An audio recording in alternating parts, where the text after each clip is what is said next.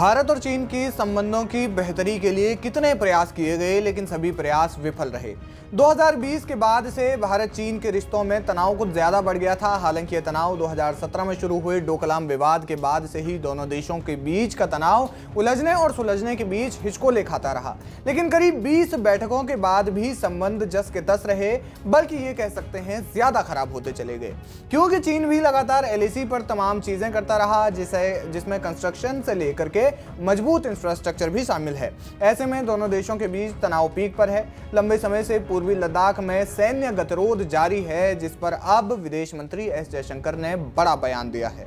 उन्होंने कहा कि भारत चीन संबंधों में सुधार के लिए वास्तविक नियंत्रण रेखा यानी कि एलएसी पर शांति का माहौल होना चाहिए। उन्होंने कहा कि जब तक चीन इस समझौते का पालन नहीं करता, तब तक सीमा पर शांति संभव नहीं है। विदेश मंत्री ने थिंक टैंक संवाद में भारत चीन रिश्तों पर अपनी बात रखी। जयशंकर ने चीन से निपटने को लेकर एक व्यापक प्रश्न का उत्तर देते हुए कहा कि भारत ने अतीत में अंतर्राष्ट्रीय संबंधों का उतना प्रभावी ढंग से उपयोग नहीं किया जितना वो कर सकता था, मगर अब मौजूदा सरकार इसमें कोई कोताही नहीं कर रही है। विदेश मंत्री ने चीन से उत्पन्न चुनौतियों का प्रभावी ढंग से सामना करने के लिए प्रौद्योगिकी और आपूर्ति श्रृंखला के क्षेत्रों समेत विभिन्न क्षेत्रों में एक मजबूत देश बनने की भारत की आवश्यकता को रेखांकित किया।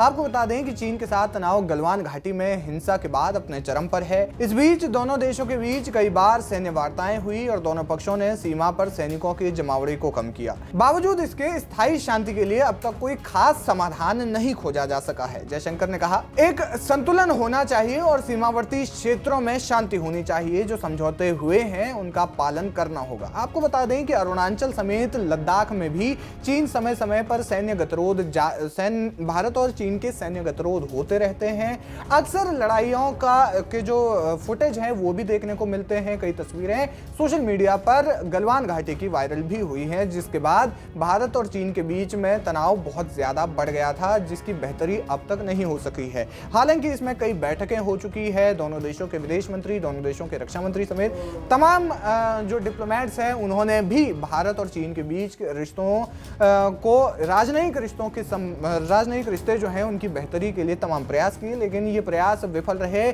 और अब भारत जो है अपना उत्तर जो है चीन को उसी भाषा में दे रहा है जिस भाषा में चीन वो उत्तर चाहता है। क्या कुछ कहना चाहते हैं आप इस खबर पर, हमें कमेंट करके जरूर बताएं। वीके न्यूज, राष्ट्र के नाम।